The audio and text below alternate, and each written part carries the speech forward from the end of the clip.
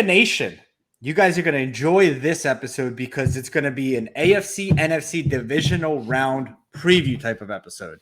And normally we would do this on Whatnot, but we're going to do it here, and we'll probably do an episode, a quick one on Whatnot this weekend.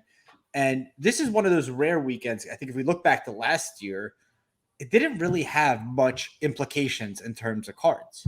But if you look at the quarterbacks that are left in this, in the AFC and in the NFC, just about everyone: Burrow, Allen, T-Law, Mahomes, Danny Dimes resurgent. Now I'm seeing people say buying Danny Dimes, Jalen Hurts. I'm sure I'm missing a game here, but it has a ton of implications on sports cards. So we'll go through it game by game by game, give you guys your takes. But before we do, Cage, good to see you. Another one of your viral posts with just a picture of Kobe saying, "Hey, I don't think Kobe's top 5. Andrew does. What do you think?" And people lose their shit. Yeah, people do. I really don't think he's top 5. The worst part about it, I love the back and forth. And I love talking to people who think Kobe is top 5. There are people who think Kobe's top 1, right? And that's fine. We are a debate show. We talk about sports cards. We talk about sports takes. You talk about Joker being the MVP, and I sometimes talk about LeBron being the MVP. So, I could back up every take I give. The one thing I regret is saying that's why it's a hot take. Every now and again, if I'm saying it on here, I'm not trying to it's not supposed to be for shock value, man. I actually mean it. And we spent a whole episode yesterday talking about why I don't put Kobe in my top 5. It's a hot take, not because of the substance. It's a hot take because it's going to cut through. Well, it's actually true. And so was the fake fan thing, because what a lot of people don't realize, and people who loved Kobe from day one, is he actually was not very well liked. That's right. When he was playing. He chased Shaq out of LA was the narrative, right? Then he had the Denver scandal. Then he was a bad teammate. Then he didn't pass the ball. So what happened was, when all that kind of blew by, towards the end of his career, he had the Achilles key, came back, 60-point game. And what really solidified the fandom was his artistic side, was his writing books, doing children's podcasts, writing Dear Basketball. It's when all of these new fans, and then he tragically passed, all these new fans were like, "Hey, I didn't realize Kobe was like that." And you had all these new people come in and support him and love him. It's not fake fans, but there is context to it because he was very much a heel. Correct. And you know what he gets the benefit of? He gets the benefit of more modern media as well. Because, guys, everybody knows about the Achilles. Everybody knows about the broken finger. Everybody knows about the stuff he did off court. Everybody knows about all this stuff because guess what? There was an increase in media. There was an increase in televised games. Interesting point. I can't tell you stories about what Bill Russell did. Right? I can't. I can't tell you about but but it's funny because there were people in the comments arguing Kobe's a top 5 because he broke his finger in a game and didn't even care. And I'm like, okay. I mean, that's awesome. By the way, that's awesome. And Kobe's an awesome player. And by the way, I'm not saying he sucked. I had him at number 8, which is very close to 5. When my son's learning math, and he was like 8 and 5 are close together. It's fine. He just wasn't in my top 5. And yes, I did know that there were going to be, reactions to it, but I didn't just post it because I'm waking up looking for reaction. We talked about it. That was the episode the night before. We were talking about exactly that. And it's a great talking point. It's one of those debates that spurs other debates, right? Can you talk about Bird without Magic? Can you talk about Wilt without Bill Russell? Can people talk about Jordan being the greatest without bringing up LeBron? And then somebody from the corner is going to bring up Kobe. So, it's I love it, man. A take that I had was that I think out of all those guys, obviously Jordan aside, that I think Larry Bird's game would transition to today's NBA better than a Kareem, a Wilt, a Shaq. I think Bird was actually made to thrive in this NBA, and I'm going to do more European style, more Euro-steppy type of like a combined Jokic / Luka type of game. Sure, I can see that. You got to shoot, and you got to shoot at a high clip. Like these guys shoot really. Desmond Bane's a good shooter. He's a better shooter than most of the guys on that top 5. Still need Steven Adams to tip it in with 16 seconds left to get the win. Such a good game. Man, today's NBA is amazing. The parity, the competitive nature of today's NBA. It's fun to watch. All sports. Yeah. You led off with the NFL. Do you know Dak Prescott, 29 years old, is the oldest quarterback in the playoffs left? We're going to talk I about did not the know youth that. movement. Dak at 29 is the oldest QB left in the playoffs. That's pretty crazy. That's, you want to talk about prospect, you want to talk about the new guard in a sport coming up, right? A couple years ago it was, is it going to be Drew Brees or Peyton Manning or Tom Brady or Aaron Rodgers? And then you had kind of the narrative of, young GOAT versus old GOAT. It's going to be Mahomes versus Brady, and, we're going to get this, blah, blah, blah. Dak Prescott, 29 years old, oldest QB. Crazy. We'll go through them if you like. We'll go through. I mean, you got Josh Let's start with Allen that and game. Joe Why can't I Burrow. find? There we go. So that's actually the last game on the slate. So we have Cowboys, 49ers, Bengals, Bills, Yeah.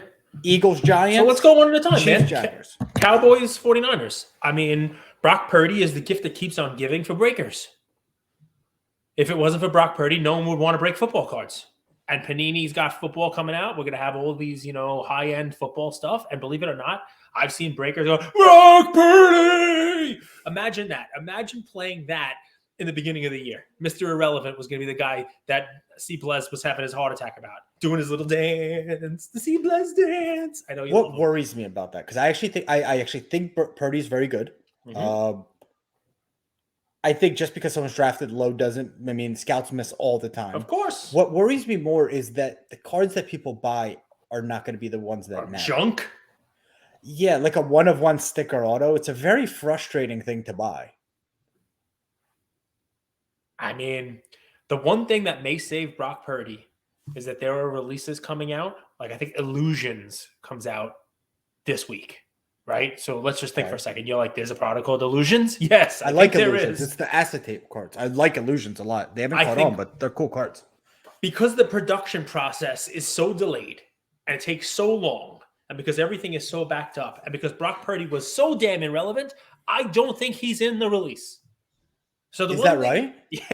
Yeah. The one thing that you have cutting for you on Purdy is that because he wasn't drafted in the first round, you will have less of his stuff. So that is one thing that's going to cut for you. He's not Mahomes where, the eye black sticker, blah, blah, blah, and the billion one-on-ones. I'm sorry, I always bring it up. But, you do have that cutting for you because it's sort of like, Tom Brady. Some sets Mahomes was Purdy-esque too because he didn't have a kaboom in 2017. I mean, yes. Mahomes was still like a really known Texas Tech commodity and a whole deal. Very different. He wasn't the last player drafted in the NFL draft. But I mean, listen, Purdy is crazy, man. Purdy, I mean, who knows what happens? I mean, as far as I can tell, Trey Lance is still alive. Ain't it? I mean, that's what you say now. I mean, at the first half, people were saying Trevor Lawrence wasn't it. Now they're saying he is him. I don't know what happened with grammar with the young kids these days. He's him. What the hell does that even mean? He's him. You're missing the word there. He's him. What are you talking about? Let's start off. And guys, plus the pronouns, man, very judgy. You're going to be canceled just calling him. How do you know it's a him? Don't do that. Mahomes Purdy. You guys understand what I was going because people jump on every word. And honestly, something I would wish that they bring back to schools is the art of debate. I think the art of debate is such a beautiful thing where you debate ideas, not insert 45 clown emojis to make your point. It doesn't make your point. It's so dumb. Just make your point. Like attack ideas, like discuss ideas. Hey, this is why I do think. This is why I disagree with what you said. Anyway, there was one person. By the way, you know what I love? People just reposted my post. Yeah. What'd you say? The guy had incredible Kobe. He has great cards. I mean, I can understand why he's going, protecting Kobe. But then he posted it again. The same post. Hey, is Kobe a top 10? I'll post it myself. Card porn posts the same post. I'm like, guys, I have like no followers. I'm glad they lose followers. They all have more. I lose followers posting stuff like this. Amazing. Viral posts lose followers. It's crazy. But anyway, it's a lot of fun. But yeah, I mean, that particular person was like, I'm not even going to argue with you because you're going to use things like stats. Okay. I'm going to go into court tomorrow. I'm going to be like, Judge, you don't listen to what this guy says. He's going to use these things called facts and evidence, so I win. Cage hasn't practiced in years. Don't let him in. Dallas Cowboys versus the 49ers. Yeah, so I'm afraid for both sides of this. Number one, -4. the Cowboys are not as good as they looked last week, right? And the people who are setting the lines up are basically saying it's relatively an even game. Pick them 1 point game on neutral territory. They're giving you the field goal that they usually give for the home field advantage for the Niners. The Niners looked beatable in the first half. They were losing 17-16 to Seattle. So they didn't have their best game. And I think the Cowboys did. I mean, the Cowboys came out firing. The Cowboys got to play who this past week? Remember? A terrible, miscoached, mismanaged Tampa Bay Buccaneers team with a 45-year-old quarterback. A team that was ready to not be in the playoffs, right? A team They that probably shouldn't have been in a playoffs. Pack it in, and you got Brady, and even he looked off, very off. Even he was throwing a ball into the ground. So you come out of that, and people are like, "Oh, Cowboys are world beaters." Now, there are problems on both sides of the equation here. Okay, the problems are the 49ers offense. You could quarterback that team. I don't want to shit on Purdy, right? Because he's more than just a field general. He's more than just somebody who's game managing. He's making plays. He's actually taking some risks, which I love to see, right? That's how you make a name. That's how you go ahead and do it. He's got McCaffrey, who's like the ultimate weapon. He's got Deebo Samuel, who's like a Swiss Army knife. Brandon Ayuk's running amazing routes. He's got Kittle, who, if he's not the best tight end in the league, another debate we can have. It's him and Kelsey, 1-2. He's got a great He's got a great offensive line. That San Francisco offense is amazing. But Tom Brady had no chance against Micah Parsons. Parsons was a beast in that game against Tampa. He disrupted. That's the right word, a disruptor. We talk about it like, companies are disruptors. Agreed. He was a disruptor. Not just by he had 1 sack. He probably could have had more. But just how fast he gets in there and gunks up what you're trying to do. Right? When you're trying to do a trick play, when you're trying to run Deebo, when you're trying to run your wide receivers out, when you're trying to set up a screen, it takes 2.5, 3 seconds for it to develop. It takes less time than that for him to run through your offensive line. Kyle Shanahan is aware, though. And you've got to imagine he knows how to scheme. And you bring up a great point. That's why I say there's problems on both sides. Shanahan is somebody I trust to scheme away from Parsons.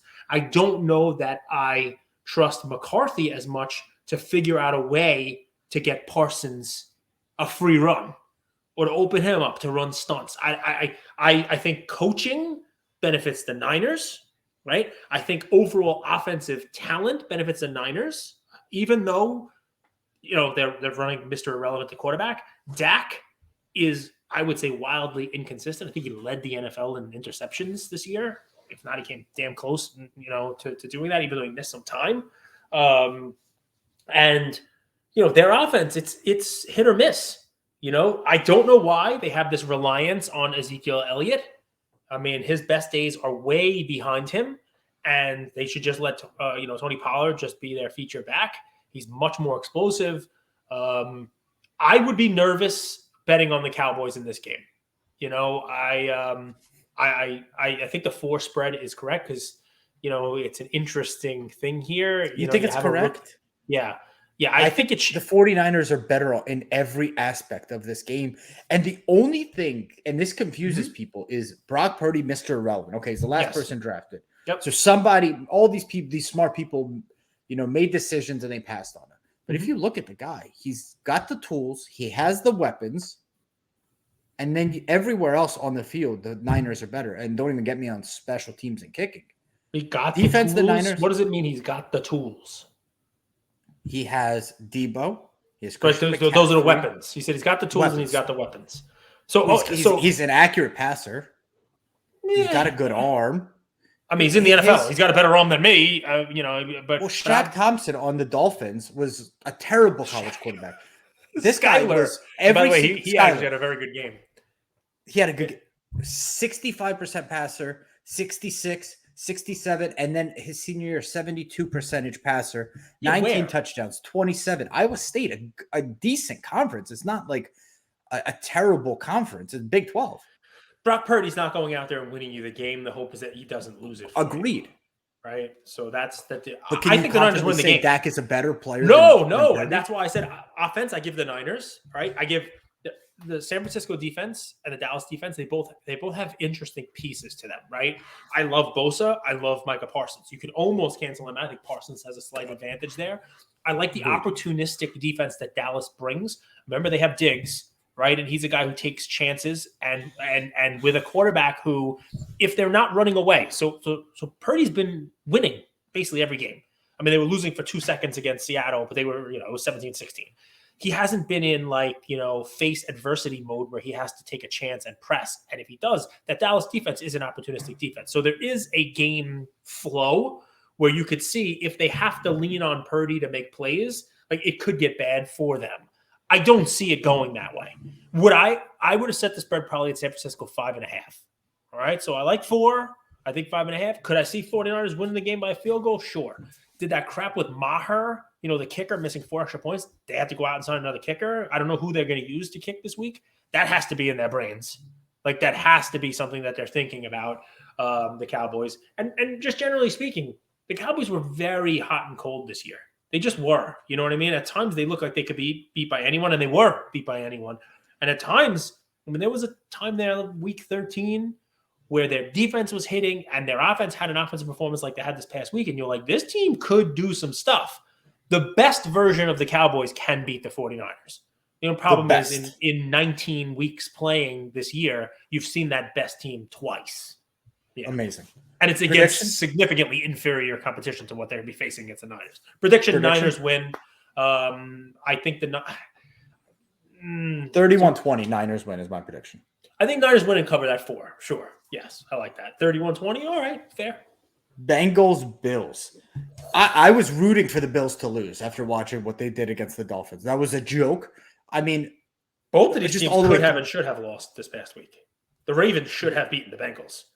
I mean, Huntley was going in for a go-ahead touchdown, gets tackled at the 1 where Lamar would have scored, right? And then first and goal from the 1 gets stuffed, and they run it back 100 yards. Hubbard runs it back 100 completely. I wouldn't say they should have lost. Burrow would have got the ball. They were only down 7 points. They hadn't done anything against the Ravens defense. Nothing. Even Burrow. And I'm a Burrow fan. I said Burrow should win the MVP before the Buffalo game where Bills minus 5.5 at home. Thoughts? It's a lot.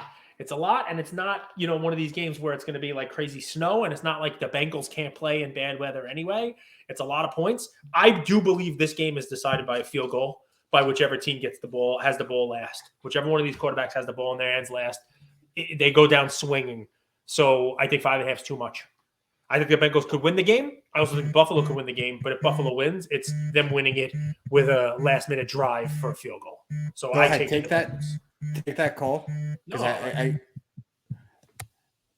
Josh Allen has 30 turnovers, 14 interceptions, and 16 fumbles lost by my count. Maybe I'm miscounting, but this is 16 fumbles.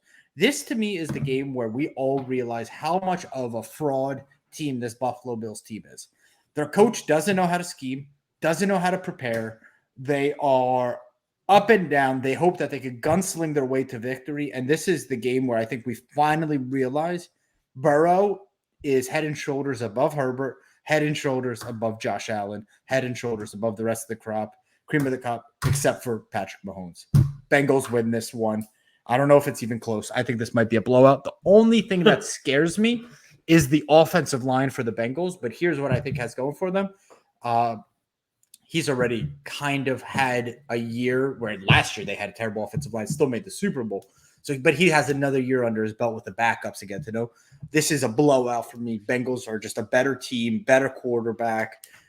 It won't be a blowout. I know you hate Josh Allen. I don't hate him. I just don't think he's very good. His stats prove that. And his play performance, he's inaccurate. He's a gunslinger, and he turns the ball over. And he's a bad decision maker. He's Russell Westbrook. He is the Russell Westbrook of the NFL. Okay. All right. I'm not going to argue that. I won't argue it. I mean, you can't say you don't like somebody because they're a gunslinger and then go and talk about how Mahomes is the greatest quarterback in the last 30 years. I mean, he's a gunslinger too. Mahomes takes more chances with the ball than anyone. Mahomes wins, and he does it through gunslinging. By the way, Mahomes is 27, and some of these other guys are 23, 24, 25, and they're comparing. Oh, this guy's gonna be the next Mahomes. Okay, well, they better get started soon. Josh Allen's gonna be the next Mahomes. You got some MVPs to win. You got some Super Bowls to win. You got some stuff to accomplish. It's funny when I looked at the quarterbacks up against Purdy's young, and we talk about Dak being 29, other end of the spectrum. You have Burrow. I think Burrow's like 26 or 25, and Josh Allen, the same thing. And then we get over to the remaining two games, same thing. On the other side of the coin, Jalen Hurts. 20 Bengals beat the Bills, and it's not even that close. 41-20. I mean, you should bet it. You should bet it if you're that sure of that. It's 27-10, 27-3 type of blowout in the first half. The craziest. Yeah, the Bengals don't blow anyone out. They blow out the Ravens. No, they didn't blow out the Ravens. Not this game, but they have in the past blown out the Ravens. You guys are going to hate me. I'm going to get so many comments. No, I mean, listen, you're supporting it. You think Burrow is that guy. You think Burrow is him. You think Burrow's that guy. They're two evenly matched teams, I believe. And when you get to this part of the playoffs, both of these teams will want to lean more on their running. It's cold. They want to shorten the game. They want to give less opportunities to the other team's quarterback. You're going to see Cook run more. You see Singletary run more. You're going to see Mixon. You like this Cook guy? I do. I think his over came in at halftime. His overs in the first half from my whatnot play, and all the Brady's whatnot, all my Brady whatnot props all came in too. Every single one of them. Longest completion over 20 something yards. He had a 30-yarder. His attempts and completions. He had like 50 something throws in the game. His over 255 yards came in. He was well over 300. Like, you knew Brady was going to be chucking the ball and not stopping. It didn't matter that they were getting killed. He was just putting up more stats. Just pad the stats. Prediction: Bills, Bengals. My prediction is the Bengals win by a field goal. If you need a final score from me, it's lower scoring than you're talking about. Maybe, this isn't low scoring, maybe 27-24, 24-21, something like that. They'll both score, but it's not going to be, I don't think either of them get the 40s. Early on in this week, I don't have the numbers, but Giants were getting all the bets, all the money, which to me was crazy. If you look, last week they played the worst passing defense in the entire league, let up like 300 yards a game, the Vikings do. Now they're playing the best passing defense of the league. Defensive line that's just tenacious.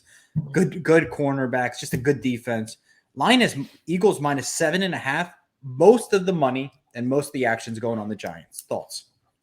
They're a division rival who has now played the same team. This will be the third time. It's very difficult to beat a team 3 times in the same season.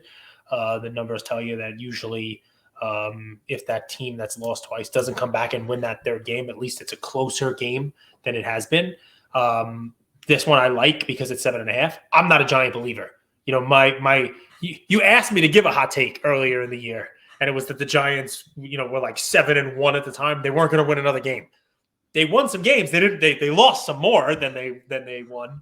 The Giants team is an interesting team, man. It's an interesting team because Jones is mobile, man. He's a mobile quarterback. He can do some stuff. He can run around. Saquon Barkley, when he's right, is every bit of the Christian McCaffrey player. Running the ball, throwing. Comeback player of the year, probably, right? Just an amazing team. Comeback player of the year should be. He tailed off towards the end, but yeah, he had a great season. And they played a very good game against Minnesota, but that's a team they match up well against. I think the Eagles could really get in there and beat them up. Here's the fun thing: the Giants are healthy. The Eagles are not. Hurts is not fully healthy. Hurts is still banged up. You think because of the shoulder? Yeah, Hurts is not fully healthy. They've seen their offensive scheme now all season. They're division rivals. I don't think the Giants win the game, but I do think 7.5 is too much. So really? if I were picking this game, I'd pick the Giants to keep it closer. Is there a game flow where the Eagles beat them by 3 touchdowns? Sure. So I want to ask you, because players like Hurts are interesting. So Card Talk did that, rate the quarterbacks in the playoffs, and it was, Mahomes, and Hurts was towards the bottom of everybody because he inherited an amazing team. Do you remember Alex Smith? Of course. Who do you think was a better quarterback in their prime, Hurts or Alex Smith? I don't know that we've seen Hurts in his prime yet. But Hurts fits today's game better than Alex Smith ever did. Alex Smith is a good quarterback.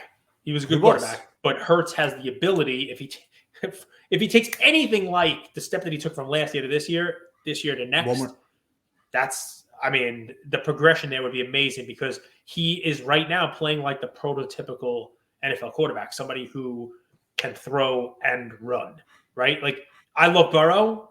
He's not mobile, right? If you get him throwing, you have Hurts who, if he takes a step forward, is throwing it better than Allen and running it better than Allen, throwing it close to Burrow's level and running it close to Allen's level. You know what I mean? Like, now you're getting the best of both. You know what I mean? So I'm not saying we're there yet, and I don't think he's healthy presently. And you want to talk about weapons. I mean, look at what you have here, right? I mean, the Eagles they're stacked with weapons. I mean, he's got an amazing complement of wide receivers. He's got a good running back. He's got a good tight end. The one way that in NFL that you see that I've seen that you neutralize weapons is a quarterback that turns the ball over a lot. Yeah. And Hurts doesn't do that. I think he just makes the right decision. And then I watched a few of his interviews, and you see, like, he's like already, as soon as that last game's over, he's like, job's not finished. I'm doing research. I'm watching game tape. To me, he just seems like a guy that his stock hasn't caught up to his actual earnings. And this guy is just going to keep improving because he has the right mindset, he has the right build, and he has the right team around him to thrive. And I just don't think that he could be banged up. And this, I agree, 7.5 is a lot, but I'm a big believer in Hurts. We get down to these 8 playoff teams that are left, 4 in each conference, right? And I talk about the tight end all the time, but really what it comes down to is quarterback play and whether or not the quarterback is able to extend and sustain drives. And more often than not, that comes down to the dump off option making a play for the quarterback not being dumb. Don't throw a 3-yard pass on 3rd and 7 to a receiver who's not going to get those extra yards. Okay. So think about who we went through, right? So we have Dallas playing against the 49ers. Yep. While Purdy is the least experienced quarterback there, I trust his weapons, Kittle, Samuel, McCaffrey, to make that drive extending play for him more than I do anyone that Dak is throwing to. CeeDee Lamb looks like he's turned the page. It's pretty good, but he doesn't have the complement of weapons that the 49ers have, right? We just talked about the Eagles and the Giants, right? No one has the complement of weapons that Jalen Hurts has at his disposal. From Brown to Smith to Kelsey, Miles Sanders will go out and get extra yards. The Giants, they have Saquon. The receivers, I mean, Kadarius Toney was the one that I would name, but they traded him. You know what I mean? Slayton, I think, is their best. It's Darius Slayton, right? And I mean, Galloway, he's terrible. Kenny Galladay, I mean, so what's funny is those two are the easiest ones for me, right? We haven't talked about Kansas City. I know in Kansas City, if he needs a first down, he goes to Kelsey. Trevor Lawrence does not have his person yet. But the best game matchup is Burrow, Allen. Diggs is going to go out there and get you those yards. Chase is going to go out there and get you those yards, which is why I think that one comes down to whoever has the ball last. I'm worried we overrate Diggs. I love Diggs as a player. I think he's got it. Yep. He's him. But I think he's overrated just as a wide receiver at this stage of his career. Last game, and then we'll let you bounce. Yep. Oh, prediction. Eagles, Giants. I say give me the Giants and the points, although I think the Eagles clearly win this game. Like, I could be wrong on this one. If this was 6.5, I'd be taking the Eagles. That's how uncertain I am about that. Getting that number above 7.5, it changes it for me.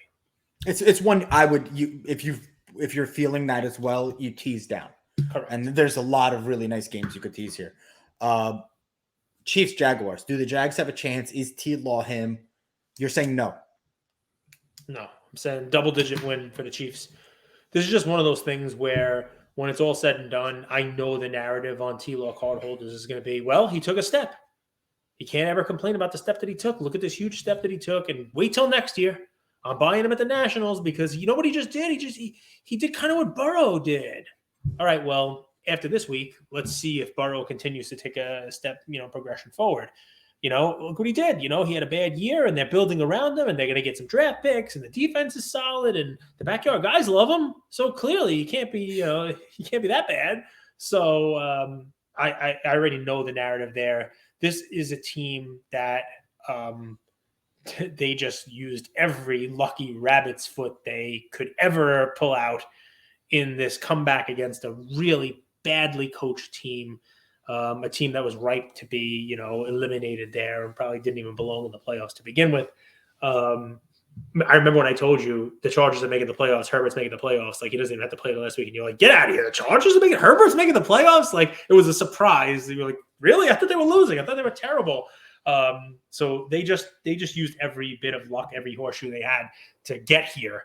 The Chiefs have the benefit and the luxury of someone who has done this before. Someone who has been to this level, and losing here would be one of the biggest disappointments of his career, if not the biggest disappointment of his career. So I wouldn't expect that. I think the Chiefs come out and just really, they hang an ugly number on them in the first half, sort of like San Diego did, but the Chiefs don't fold. And it's just, that's how you better hope T-Law puts up 5 touchdowns, 6 touchdowns this game if you really want to keep up. In history, we can look at that game as a good thing. Somebody put up that meme, the Amazon, the boys, it's like the guy who, the superhero who's out there like, oh, wow, they're cheering for me. If I told you going into last week that your T-Law cards would go up, okay, you'd be happy. If I told you your T-Law was going to throw 4 interceptions, you'd be selling your cards like crazy, but both happened. 4 interceptions, but because of how it happened, the 1-3 in the first half, and then him doing 3-0 in the second, leading the comeback, all of a sudden now, boom, T-Law is him. The Waffle House actually means more to me than his stats. That's not surprising at all. Waffle House, if you're listening, send Cage a shirt. He loves shirts. So Chiefs, Cage has the Giants. I would tease the Eagles to a pick. That's smart. I mean, we're teasing here, definitely. Eagles will win the game. Bengals in a blowout over the Bills. Josh Allen is a fraud. And then 49ers, Cowboys. It's a last game of the weekend, which is always a little bit scary. But to me, the 49ers are a better team. Yours are. When is this being posted? When is this episode being posted? Thursday night. Thursday night, guys. Lots of fun auctions this weekend. Pay attention. Lots of cool stuff.